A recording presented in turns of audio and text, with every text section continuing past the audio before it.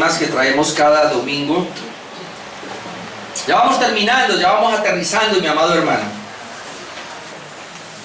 Comenzamos casi año y medio a estudiar nuestra Confesión Bautista de Fe de Londres de 1689.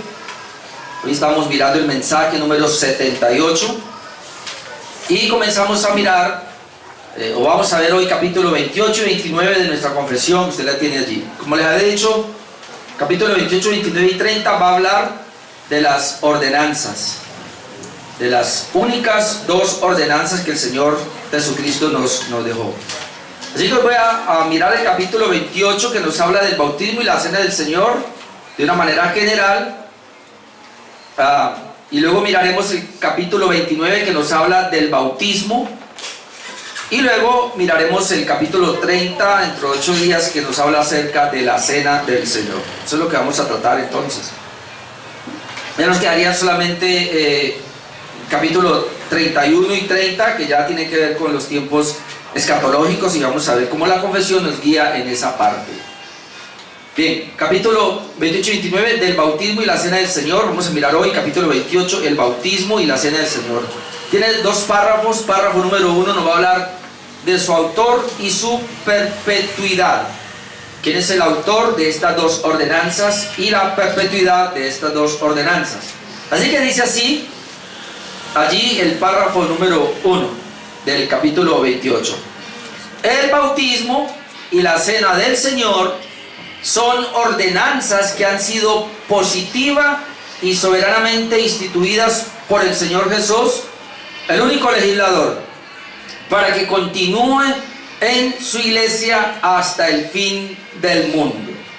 Entonces, lo primero que vemos acá es que nos va a hablar de su autor. ¿Quién es el autor de estas dos ordenanzas o sacramentos, si se le pudiera llamar? Ahora, se le habla de las ordenanzas porque son ordenadas por el Señor Jesús. La confesión dice: el bautismo y la cena del Señor son ordenanzas que han sido positivas y soberanamente instituidas por el Señor Jesús. Dos aclaraciones. Ordenanzas que han sido positivas. ¿Por qué se habla de algo positivo, de una ordenanza positiva o de una ley positiva, pudiéramos llamarlo así? Los que hemos estudiado teología pactual tenemos entendido estos términos de una ley positiva. Cuando hablamos de una ley positiva, es una ley que se anexa particularmente en ese pacto. Es decir, no es una ley que está regida en todo el tiempo, sino que es en ese momento. Distinta a lo que conocemos como la ley natural o como la ley moral. Me explico. Hay una ley natural, hermano, que rige a toda la humanidad en todos los tiempos, y es los mandamientos. En este caso, no matarás.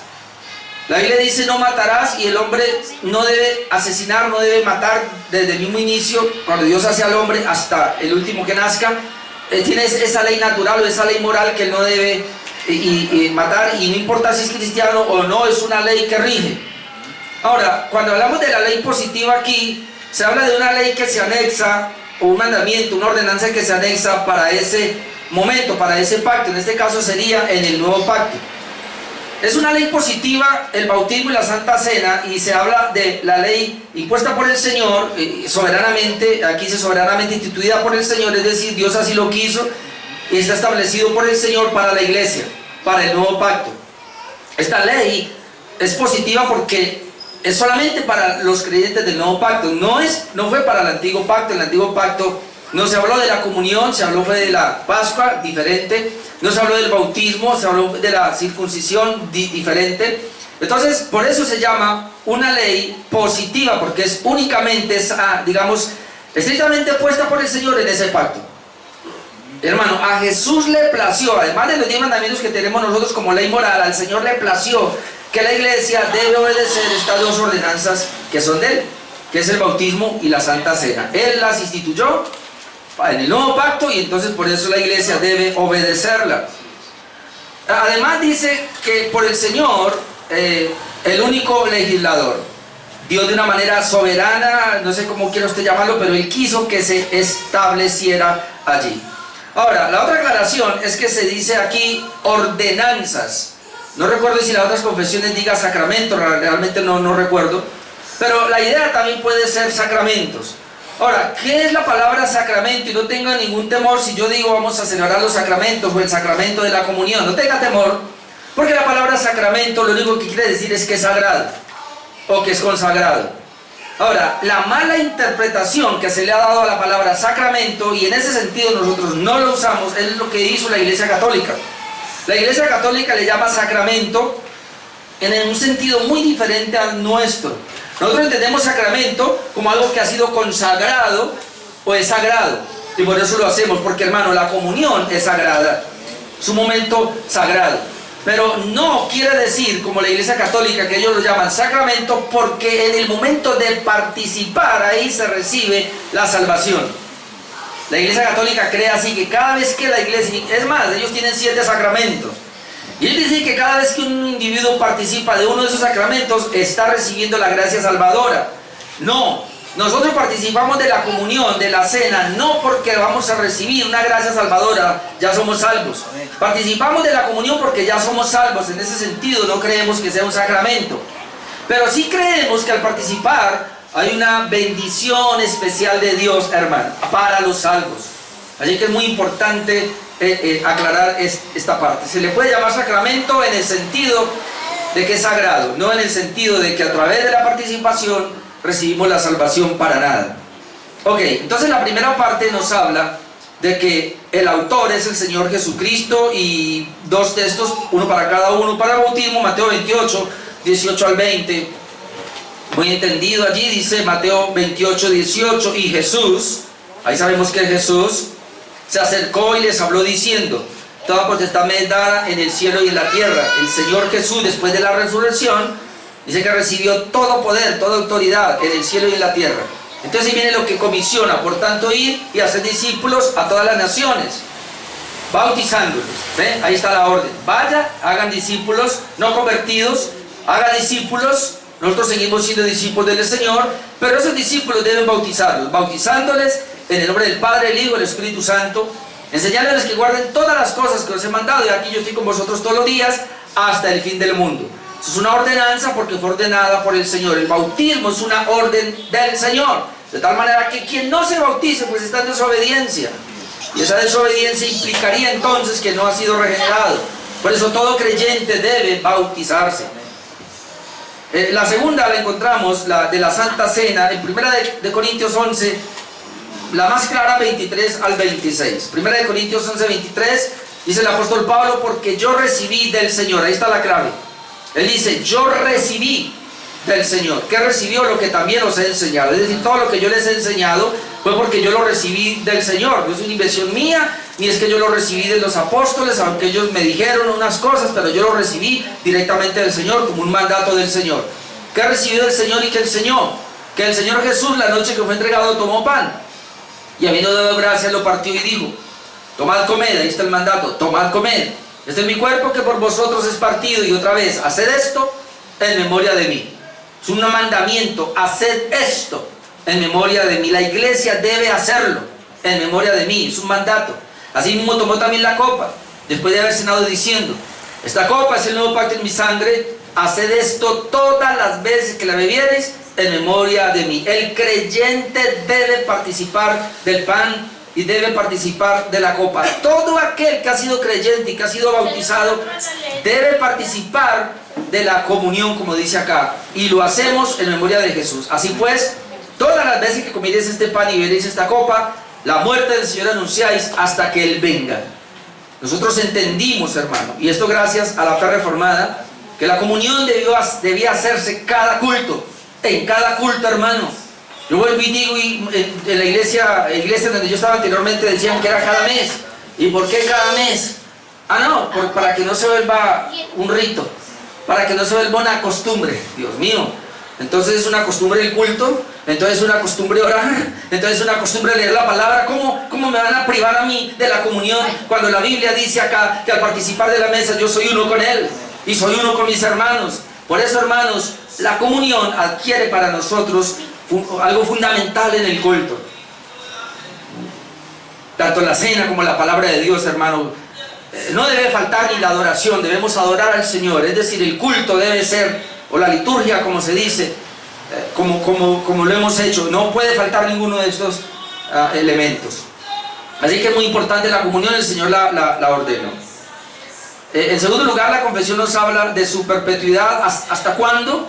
Dice, para que continúe en su iglesia hasta el fin del mundo. Está clarito aquí, hermano, no es que yo una vez, 2 veces, no. Tiene que ser siempre que la iglesia se reúna. Ahora, ¿por qué no lo hacemos entre semana? Normalmente la gente no viene entre semana. Casi en todas las iglesias, no sé, pero casi en todas las iglesias solamente un 20 o un 30% acostumbra a venir entre semana. Y yo le doy gloria a Dios y felicito a esos hermanos que lo hacen. Pero hay otros que se volvieron cadochos. ¿Qué es eso? Domingueros. Solamente aparecen cadochos, cada 8 días.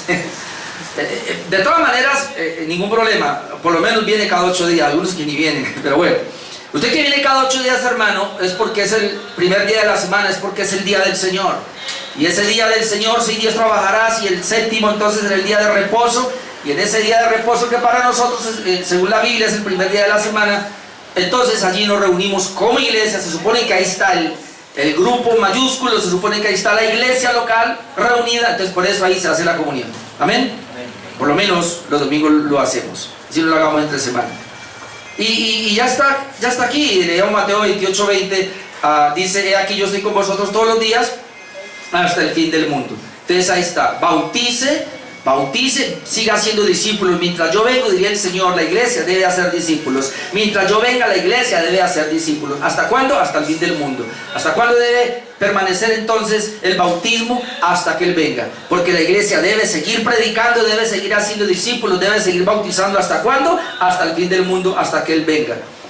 Y también en Corintios de la cena, la última parte, 1 Corintios 11:26, ya lo hemos visto: así pues todas las veces que comiereis este pan y beberéis esta copa, la muerte del Señor anunciáis hasta que Él venga.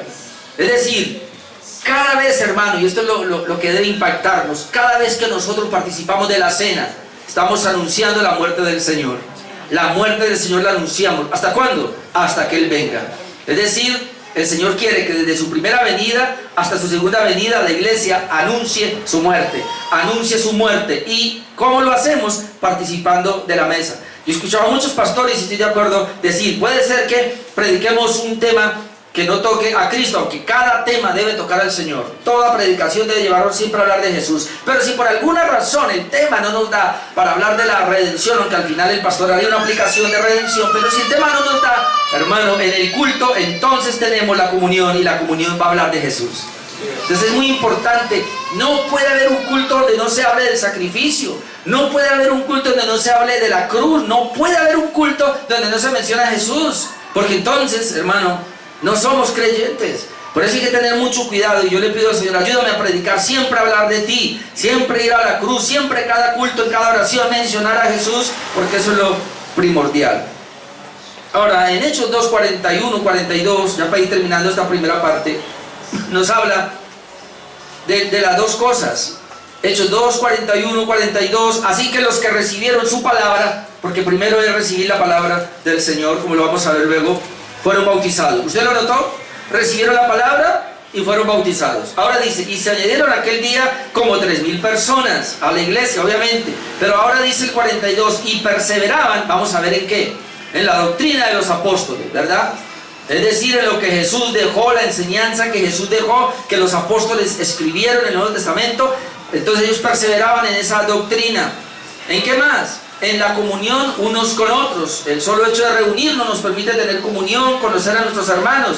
Pero también perseveraban en el partimiento del pan y en las oraciones. ¿Ven?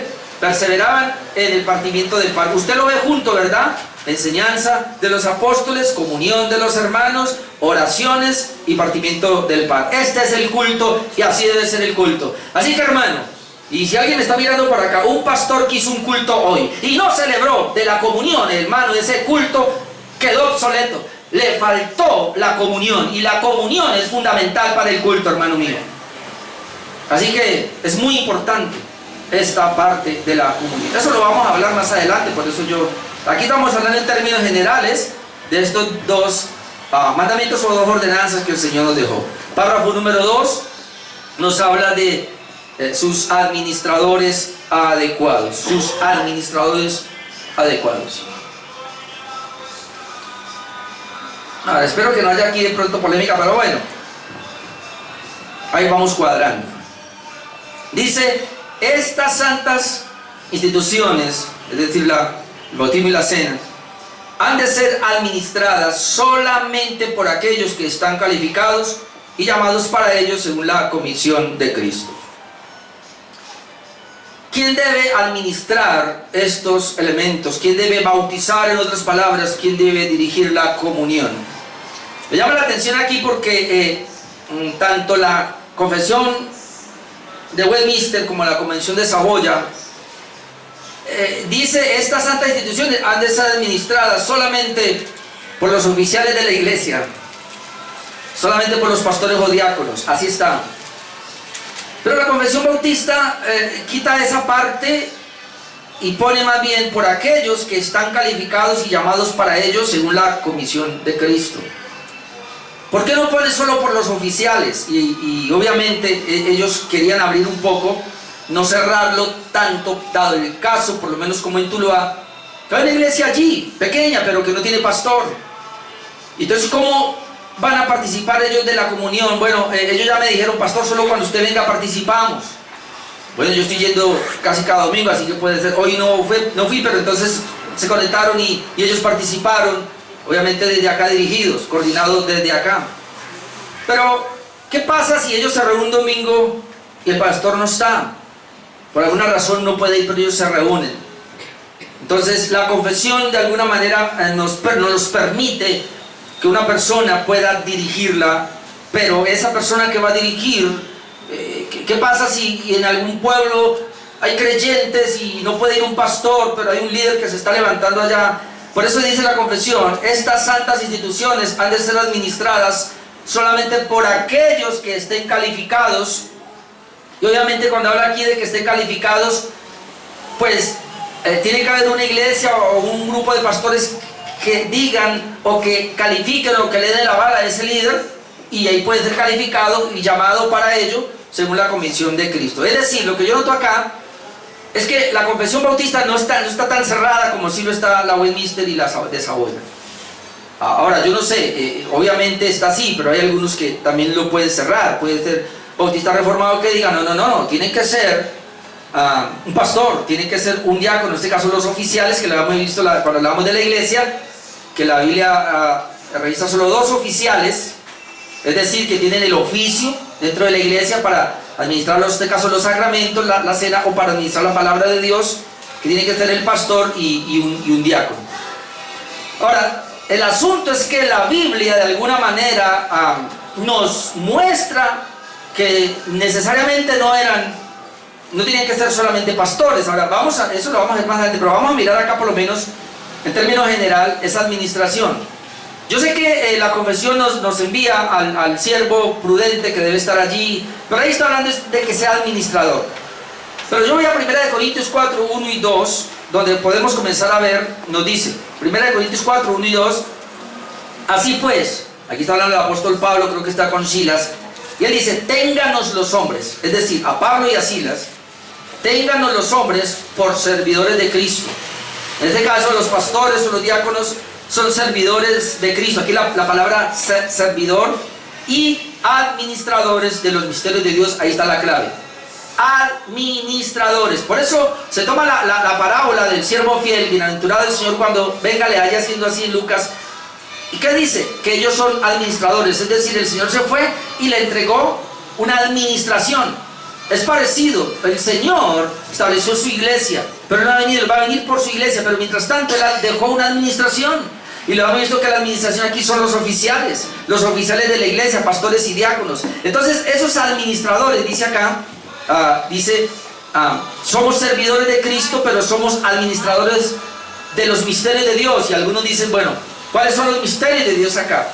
Entonces, se cree que los misterios de Dios aquí se refiere a las ordenanzas. Obviamente los misterios de Dios está también incluida la palabra de Dios, la oración, pero obviamente la ordenanza. Pero dicen todos, ahora bien, se requiere de los administradores que cada uno sea hallado fiel. Eso es lo importante, que el administrador sea hallado fiel. Entonces, para decir la confesión que no se le debe entregar el bautismo a cualquier persona, que no se le debe permitir a cualquiera que dirija la comunión, sino que tiene que ser un administrador fiel. Y en este caso, otra vez, uno puede delegar. Un pastor no puede ir a un lugar, a una iglesia, él puede delegar a alguien que vaya. Si él lo delega, obviamente iba comisionado, él puede, diría yo, celebrar la cena, diría yo, celebrar el bautismo si el pastor no está. Ahora, si el pastor está, es responsabilidad del pastor. Si está el diácono, es responsabilidad del diácono. Es en el caso, creo yo, de que no esté, de que no se pueda.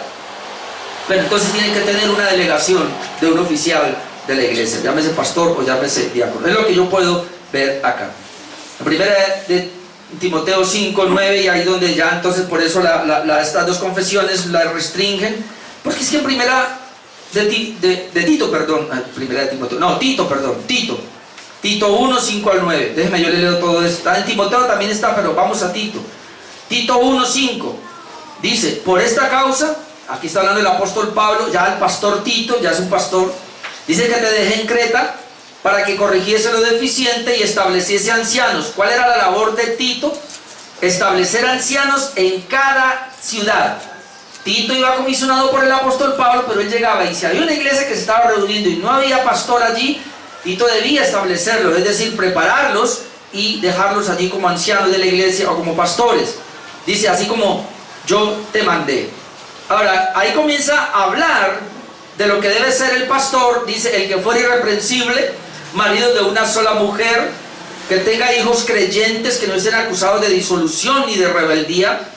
Pero ahora mire lo que dice, porque es necesario que el obispo, ve que el anciano es lo mismo obispo, es necesario que el obispo o el anciano o el pastor sea irreprensible, y aquí viene, como administrador de Dios. Entonces uno encuentra la misma palabra, administrador de Dios aquí, administrador de Dios en Corintios, administrador de Dios en Lucas, donde dice que el siervo debe ser buen administrador. Entonces, más o menos lo que quiere decir la confesión y lo que uno puede ver acá, es que la palabra de Dios está diciendo que tanto el bautismo es muy sagrado, como la Santa Comunión es muy sagrada y debe ser administrada de una manera responsable. No cualquiera puede hacerlo. Tiene que ser llamado por Dios, esa es la idea.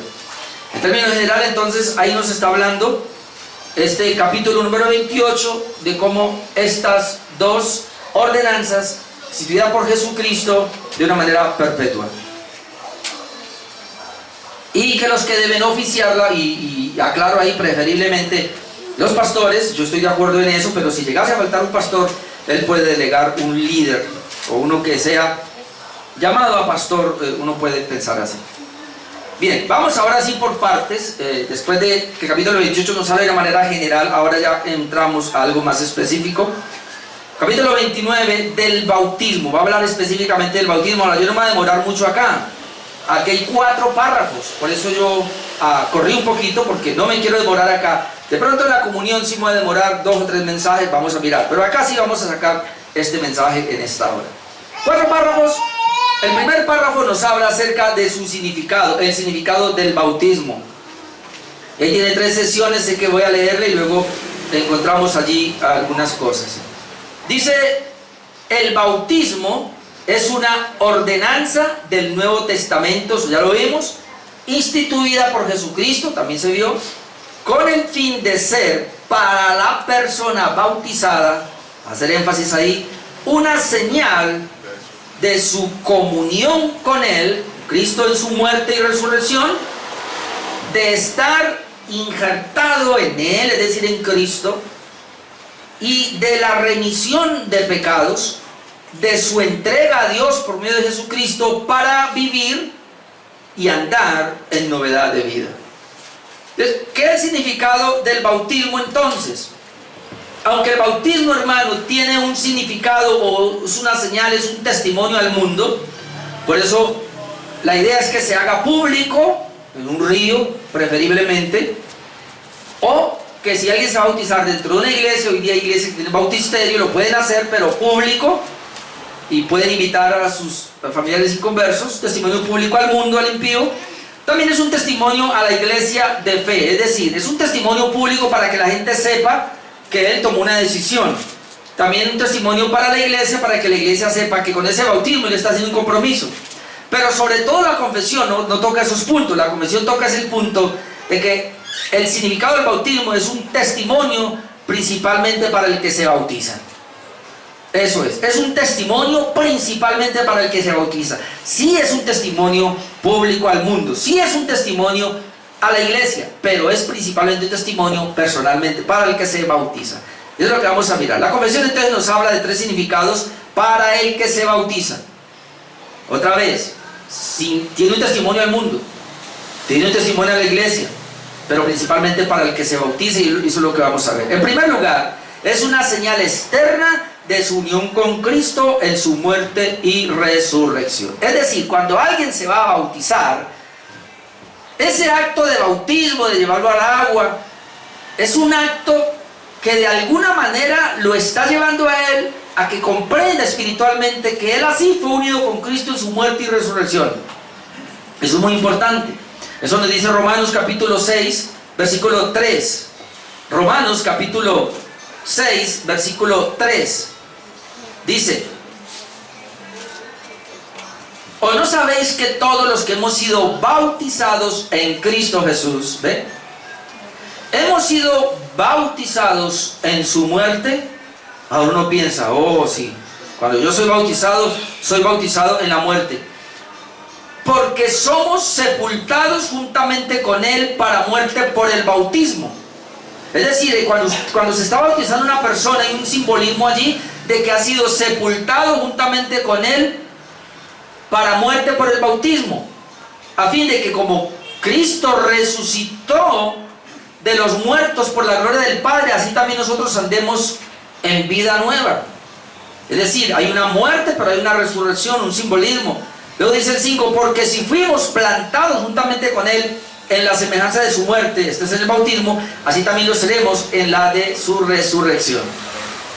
Por eso cuando uno bautiza a una persona, uno dice, bueno, es un simbolismo de que usted ahora, antes era una vida distinta, ahora pasa a una vida nueva. Es decir, usted ahora ha abandonado el mundo, ha pasado por las aguas bautismales en una semejanza de la muerte y resurrección de Cristo. Cristo murió cargando el pecado, pero Cristo cuando resucita un cuerpo glorioso, con poder, con autoridad, una vida totalmente transformada. De la misma manera hay un simbolismo del bautismo. Ahora, recuerden lo que estamos hablando, simbolismo es una señal.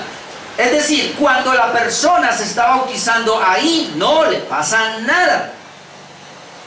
Ya le tuvo que haber pasado. Es decir, la persona ya fue unida con Cristo cuando creyó, sino que en el bautismo apenas está dando esa señal externa de que ya está unido con Cristo en la muerte y la resurrección. Es un simbolismo externo, no es que pase ahí algo. Ahora, hay una bendición ahí, claro que hay una bendición. ¿Y por qué hay una bendición ahí? Por la obediencia. No porque el bautismo tenga algo en sí. El bautismo en sí no tiene nada. Pero simple hecho por haber obedecido, porque se hace con un acto de fe, hay una bendición. Pero esa persona que se bautiza se supone que ya es salva, ya ha creído, no es que ahí va a recibir la salvación, no. Ella ya fue salva, pero ahí lo está demostrando lo que le había acontecido. Entonces, una señal de la unión con Cristo, nos dice la confesión. Número 2, es una señal de la limpieza de sus pecados. Además de que cuando se bautiza la persona, es una señal de que él está unido a Cristo, también es una señal de que fueron sus pecados purificados. ¿Por qué? Porque la Biblia inclusive, y los judíos lo entendían muy bien, y que ellos usan el agua para la limpieza. Siempre el agua se ha utilizado para la limpieza, nosotros también. Cuando vemos agua, vemos que se va a limpiar, limpiamos con agua. Entonces, al ser bautizados en agua, se está simbolizando de que ellos estaban siendo limpios de los pecados. No es como algunos dicen, ¿no? Yo me bautizo y cuando salgo, los pecados corrieron por el río abajo. No, no, los pecados ya hace rato corrieron en el madero. Cuando Cristo moría en esa cruz y derramaba su sangre, ahí los pecados estaban corriendo, ahí se estaba pagando la deuda de nuestros pecados. Pero aquí lo está de alguna manera simbolizando. Es una señal de que Él fue limpio de todos sus pecados. Como lo dice Colosenses 2, déjenme leerles desde el 11 hasta el 14. Miren lo que dice Colosenses 2 desde el 11. Está hablando de Cristo. En Él también fuisteis circuncidados con la circuncisión no hecha a mano, al echar de vosotros el cuerpo pecaminoso carnal. Una circuncisión espiritual. El cuerpo carnal fue echado, dice. ¿En dónde? En la circuncisión de Cristo, 12. Sepultados con Él en el bautismo, semejante que Romanos 6, sepultados con Él en el bautismo, en el cual fuisteis también resucitados con Él, mediante la fe en el poder de Dios que le levantó de los muertos. Luego dice, en el mismo sentido, a vosotros estando muertos en pecados, y en la incircuncisión de vuestra carne os dio vida juntamente con Él, perdonándoos todos los pecados. ¿Cuándo perdonó todos los pecados? Cuando Jesús en la cruz estaba muriendo. Ahí perdonó todos los pecados. Así que cuando una persona cree en Jesucristo y se bautiza, lo que está simbolizando el bautismo para ella, es un testimonio para ella. Recuerde, el bautismo es un testimonio principalmente para el que se bautiza. Es un testimonio para él de que él está unido con Cristo en la muerte y la resurrección. Es un testimonio para él de que cuando se está bautizando está simbolizando la limpieza de sus pecados. Es decir, él está viendo algo físico, y eso que está viendo físico, porque él entra sequito, sale mojado, sale diferente, novedad de vida, pudiéramos decir, pero de alguna manera el agua está tipificando de que él fue limpio. Así como esa agua pasó, de alguna manera le limpió el sudor, porque así fue, o la suciedad que tenía, la sangre de Cristo lo limpió, lo perdonó todos sus pecados. Es la idea, y en el bautismo se revela eso. Dice que anulando el acta de los decretos que habían contra nosotros, que nos era contraria, quitándola del medio y clavándola en la cruz. Otra vez, los pecados no son perdonados ahí cuando se bautiza, fueron perdonados en la cruz cuando él creyó. Amén. Amén. Número 3, es una señal de entrega al Señor para novedad de vida. Ya lo habíamos leído, pero vamos a enfatizar. Y otra vez, cuando Jesús murió cargando los pecados de nosotros, pero Él al resucitar, resucitó en gloria, ¿verdad? Entonces, el bautismo tipifica lo mismo de alguna manera. Nosotros, sin estar en Cristo, cargábamos con el pecado. Pero al bautizarnos estamos tipificando que allí yo me uní a Cristo y que allí Cristo perdonó mis pecados. Por lo tanto, yo soy resucitado a una nueva vida, novedad de vida. Y eso lo dice tanto los textos que ya leímos como Romanos 6:4, tan siquiera miremos ese. Porque somos sepultados juntamente con Él para muerte por el pecado, a fin de que como Cristo resucitó de los muertos por la gloria del Padre, es decir, totalmente glorioso, así también nosotros andemos en vida nueva. A ver, mi hermano, esto no es un cuento, esto no es una fe efímera, esto no es una fe allí sin sentido. Claramente la Biblia registra que una persona que ha sido regenerada, que ha nacido de nuevo verdaderamente, sus pecados, no solamente como lo veíamos acá, se ha identificado con Cristo, es uno con Cristo, no solamente ha sido perdonado de sus pecados, ya no tiene pecado en sí, sino que él ahora va a caminar en una vida completamente nueva. No hay tal como alguien diga, no, yo soy uno con Cristo, yo ya fui perdonado, pero vive como vive el diablo, pero vive como vivía antes. Eso no es verdad. La Biblia no nos da para nada, hermanos, esa prerrogativa de vivir ahora como querramos, porque esa es la acusación que muchas veces apuntan a nosotros. Nosotros somos una iglesia de gracia, nosotros somos una iglesia de la gracia, nosotros le damos toda la gloria al Señor, donde nosotros no ponemos ningún esfuerzo, todo lo hace Dios de principio a fin, yo no hago nada, todo lo hace el Señor. Eso es la gracia. Pero la gracia no implica que yo me voy a abandonar, o que voy a vivir a mi manera, o que puedo darme el lujo de seguir pecando. Porque la Biblia registra que si estoy en Cristo soy una nueva criatura. Las cosas viejas pasaron, ahora todas son hechas nuevas. Y no importa la creencia que tenga, no importa la teología que tenga, hermano, si usted no es una nueva criatura en Cristo Jesús, tú no sabes qué es el cristianismo. Porque el cristianismo verdadero es cuando somos una nueva criatura en Cristo Jesús. Es decir, lo viejo ya pasó, ahora somos nuevos en Cristo. Nuevos pensamientos, nuevas emociones, nueva voluntad. Ahora vivimos para obedecer a nuestro amo y Señor, que es Jesucristo. Así que no crea aquel que va a una iglesia y su vida sigue siendo la misma. Usted puede estar en una iglesia reformada donde se predique la sana doctrina. Usted puede estar todo el tiempo allí. Hasta puede ser pastor y puede predicar, pero si él no ha cambiado, porque el Señor no ha hecho en su vida un cambio, va para el infierno como todos. Solamente a aquellos que el Señor le dio una vida nueva. Porque, hermano, cuando nosotros creemos en Jesús y Él viene a nosotros, Él cambia nuestra condición. Él la cambia. Yo no estoy diciendo que no sea pecador. Yo no estoy diciendo con eso que eventualmente no vaya a fallar, porque todos vamos a fallar, todos vamos a pecar, vamos a ser infieles.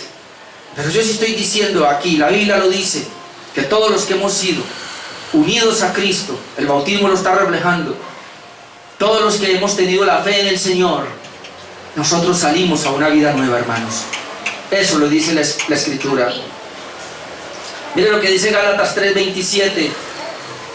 Porque todos los que habéis sido bautizados en Cristo, de Cristo estáis revestidos. Yo no sé de qué entiende ahí. Todos los que habéis sido bautizados en Cristo, de Cristo estáis revestidos. Así que yo pudiera decir entonces esto, hermano. Mire, cuando una persona va a las aguas bautismales, que es un testimonio al mundo y a la iglesia, pero principalmente para él, esa persona se bautiza porque ya fue bautizada en Cristo. Ella ya fue una con Cristo. Por eso es muy importante esto. Hoy día, lamentablemente, las iglesias, por crecer, bautizan a cualquiera. Yo me he dado cuenta, hacen retiros allá y allá va hasta el perro. Y entonces ellos dan una enseñanza general allí, ya día de bautismo. Y solamente, ¿quién lo ha bautizado? Levante la mano, venga, bautice. ¿Usted creyó? Sí, claro, hasta el mismo diablo cree en Jesús. Y de una vez lo van bautizando. Y luego dicen tantos, hicimos un encuentro, hicimos un retiro, se bautizaron tantos. No andemos con prisa. Nosotros no corremos, nosotros no vamos con prisa. Bautizamos a las personas que después de un tiempo han evidenciado un testimonio verdadero. Si no, quédese ahí mejor. Párrafo número 2 nos habla ahora de sus receptores adecuados. Creo que ya lo dije. ¿Quiénes son los receptores? Es decir, ¿a quiénes se les va a oficiar el bautismo? ¿O quiénes deben ser bautizados? ¿Quién debe ser bautizado? Sería la pregunta. Párrafo 2 nos responde: los que realmente profesan arrepentimiento para con Dios y fe en el Señor Jesucristo y obediencia a Él son los únicos adecuados para recibir esta ordenanza. Hermano, mucha gente se ha bautizado, pero no cumplió este punto. Muchos participan de la comunión de los santos, pero no cumplen este punto. ¿Sabe qué se requiere para que sea un bautismo genuino? Para que sea una comunión genuina. La fe. La fe. Y la fe la da el Señor. Cuando la persona recibe el Evangelio, cuando la persona recibe la palabra, Dios le da la fe. Y esa persona puede creer ahora, y cuando cree ella va a poder arrepentirse. Y ella va a poder ahora comenzar a participar. Eso es lo que dice el párrafo. Vuelvo y lo leo. Los receptores adecuados son los que realmente profesan arrepentimiento para con Dios. Realmente profesan arrepentimiento para con Dios y fe en nuestro Señor Jesucristo y obediencia a Él. Son los únicos adecuados para recibir esta enseñanza. Un pasaje que yo lo veo claro es Hechos 2, 36, 42. No sé si la confesión lo tiene. Hechos 2, 36 hasta el 42. Voy a leer. Mire lo que dice. Recuerden que aquí están interpelando a Pedro y son borrachos, ¿no? Vino el Espíritu Santo, están borrachos. Pedro se levanta y él dice, versículo 36: sepa pues ciertísimamente toda la casa de Israel que a este Jesús a quien vosotros crucificasteis, Dios le ha hecho Señor y Cristo. Ahora, cuando él dice eso, Dios le ha hecho Señor y Cristo, nota lo que dice el 37. Al oír esto, se compungieron de corazón, es decir, la palabra comenzó a hacer efecto en ellos. Y dijeron a Pedro y a los otros apóstoles: varones hermanos, ¿qué haremos? Hago un paréntesis aquí, hermano. Cuando se predica la palabra, o lo que voy a decir, cuando un pastor, o si se quiere llamar evangelista, predica la palabra, él no debe preguntarle a la gente lo que debe hacer. La gente es la que debe preguntarle: ¿qué haremos? El mensaje debe ser tan convincente que la gente no se pueda quedar quieta. ¿Qué hago ahora? Ayúdame, no sé. O tal vez en el mensaje le dijo qué hacer. Pero hoy día ni predican un evangelio y ya están diciendo: ¿cuántos quieren aceptar a Cristo? Levanten la mano. Es más, ni siquiera ya dicen así. Yo me acuerdo que al comienzo, cuando yo comenzaba, así se decía: ¿alguien quiere aceptar a Cristo? O uno hacía primero la oración y luego quien hizo la oración levante la mano. Era así. Ahora ya no es así. Ahora es, ¿cuántos vienen por primera vez a este lugar? Y levanta la mano. Usted que viene por primera vez, pase al frente. ¿Y para qué será? Que es que vamos a orar por usted. Y cuando están ahí le hacen la oración de fe. Ahora ya usted hizo la decisión de fe y firme aquí. ¿Ah? Es impresionante. Así no es. Pedro predicó y al oír esto se compungieron de corazón, es decir, Dios los tocó y dijeron a Pedro y a los apóstoles: varones hermanos, ¿qué haremos? A esa pregunta Pedro le responde: arrepentidos y bautícese cada uno de vosotros en el nombre de Jesús para perdón de los pecados y recibiréis el don del Espíritu Santo. ¿Quiénes debieron bautizarse? Los que primero se habían arrepentido.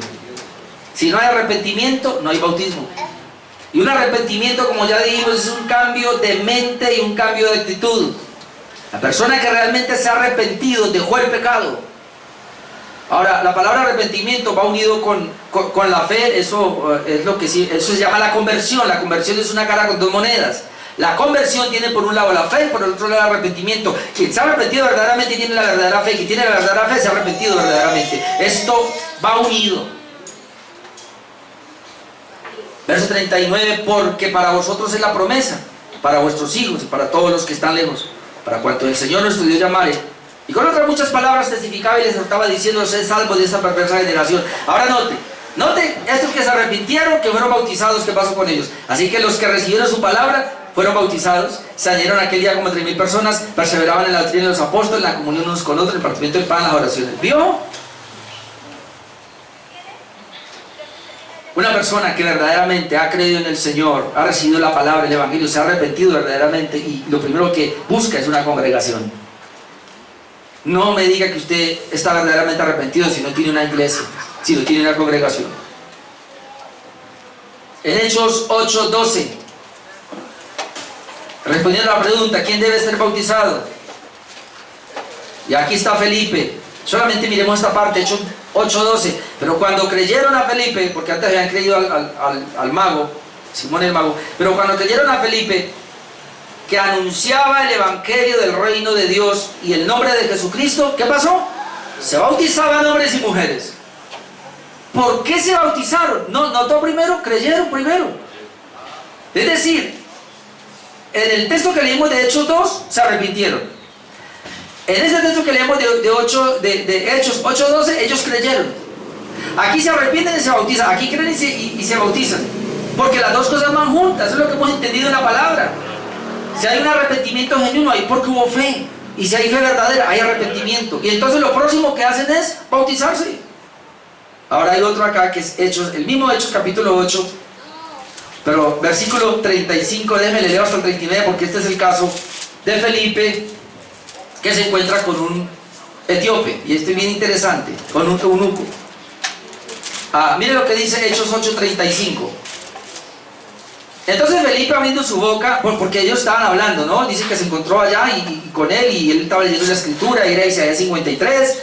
Entonces él pregunta: ¿de quién dice esto el profeta? ¿De él mismo o de alguien? Entonces dice que Felipe, abriendo su boca y comenzando desde esta escritura, es decir, desde Isaías 53, le anunció el evangelio de Jesús. ¿Notó? Primero se le anuncia el evangelio. Y yendo por el camino, ahora usted note, no sé cuánto caminaron, quizás 3 horas, 4, 6, yo no sé cuánto, pero dice que mientras iban por el camino, Felipe, ¿qué hacía? Le anunciaba el evangelio, le anunciaba el evangelio, le anunciaba el evangelio.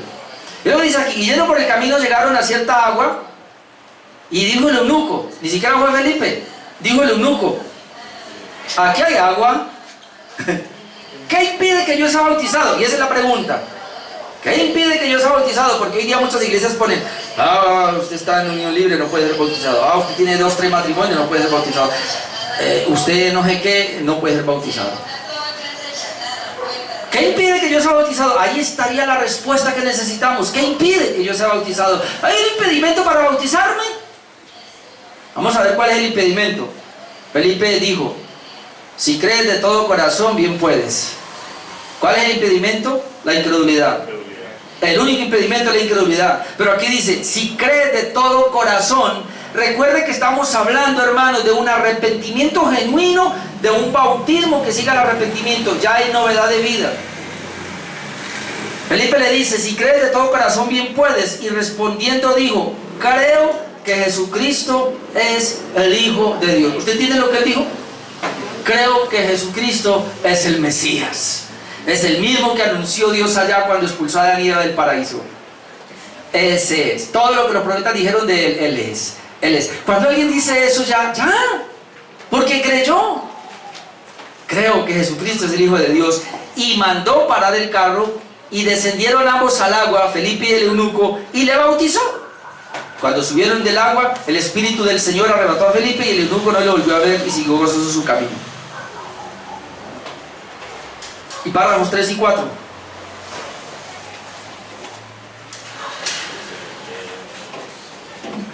Su administración adecuada. Volvemos al punto, la administración.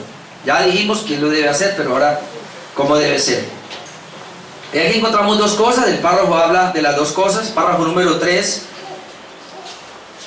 Párrafos 3 y 4 hablan de la administración adecuada. Párrafo número 3, la fórmula. ¿Cuál es la fórmula? Dice, ahí habla de dos cosas. El elemento exterior que debe usarse en esta ordenanza es el agua, en la cual ha de ser bautizado la persona en el nombre del Padre, del Hijo y del Espíritu Santo.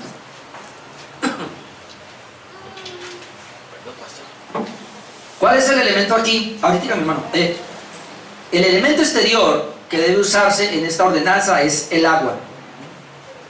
Es decir, bautizado en agua. No se puede bautizar en otra cosa. En la cual ha de ser bautizada esa persona. Ahora, la persona debe ser bautizada en el nombre del Padre, del Hijo y del Espíritu Santo. El elemento es el agua y la fórmula es trinitaria.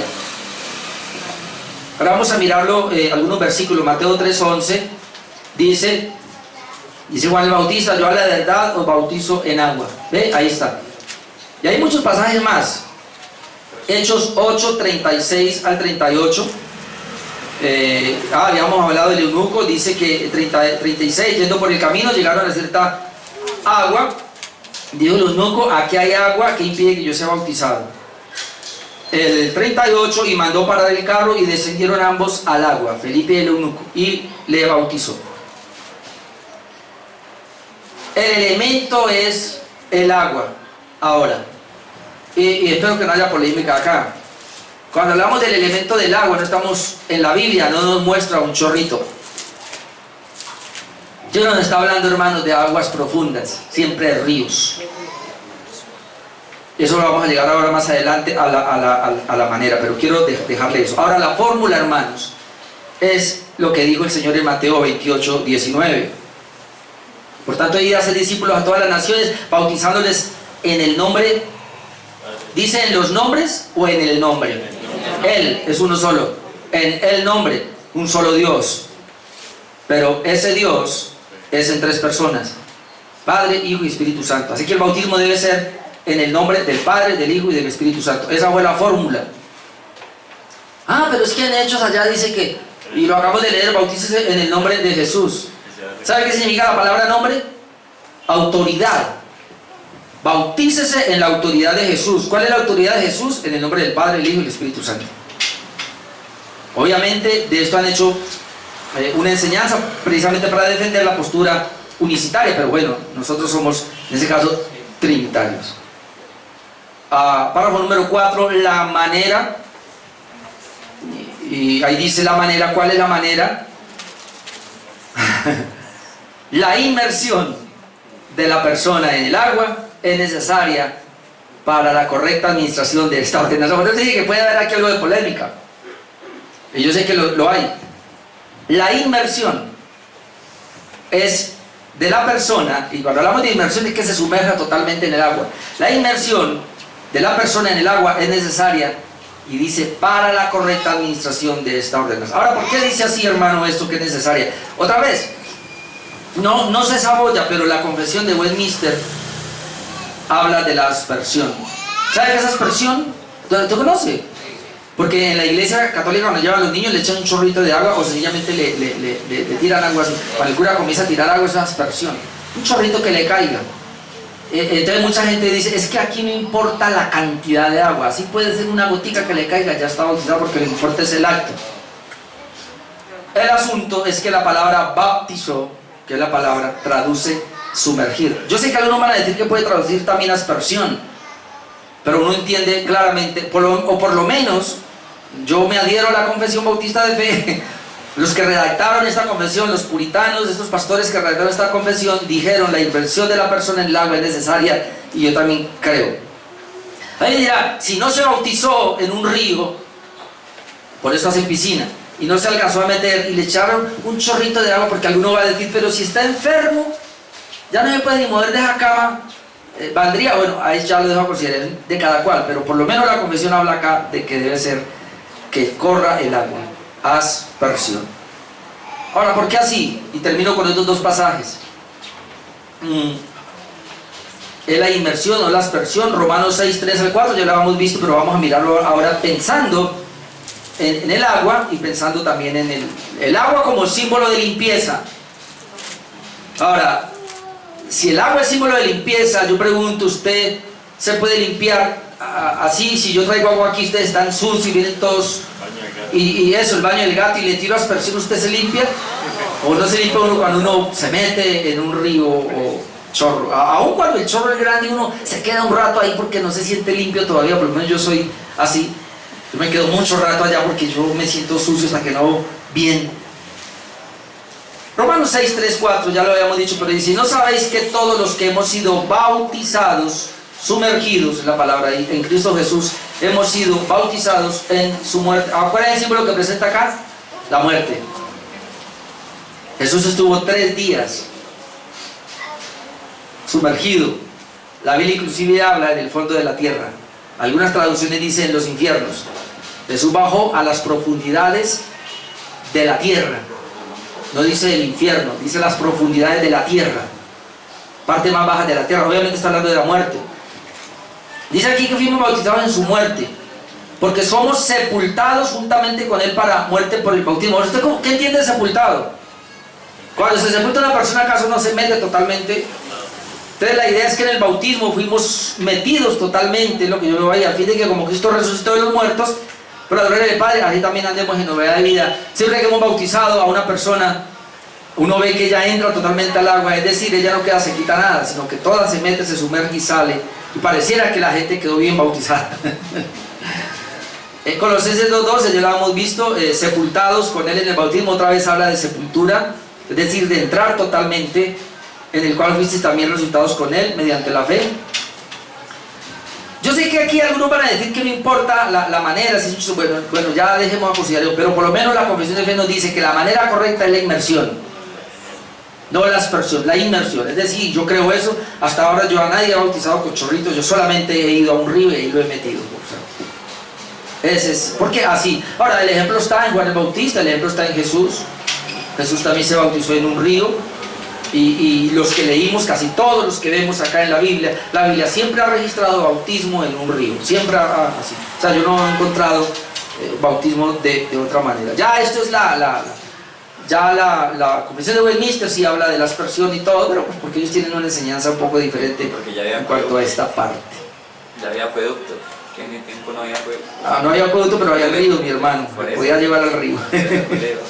Bueno, ¿qué es lo importante aquí, hermano, en esto? Que estos son mandatos de Dios, ya para ir concluyendo, el Señor dejó 2 mandamientos, 2 ordenanzas que son del nuevo pacto para nosotros, que debe darse, debe celebrarse, que es el bautismo y la comunión. Quien no haga esto, hermano, pues no está obedeciendo al Señor.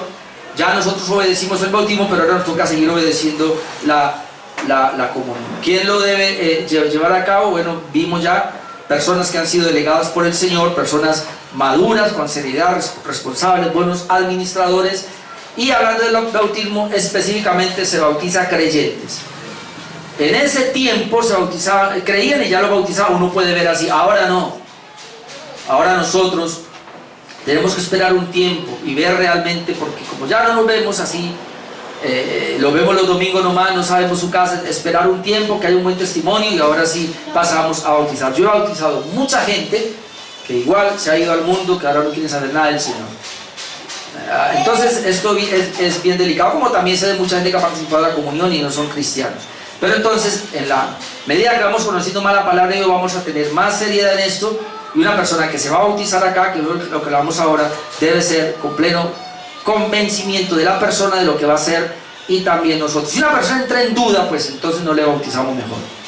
Prefiero esperar. ¿Cuánto vamos a bautizar? Lo vamos a hacer, hermano, así sea una sola persona, dos, las que sea, aquí no importa. ¿Tiene que estar toda la iglesia? No necesariamente. Lo importante es que esté el pastor, una, dos o tres personas se van para Pance, se van para un río y ahí bautizan. Obviamente se hace una especie de ceremonia ahí pública, la gente va a ver esto qué es, ahí podemos evangelizar.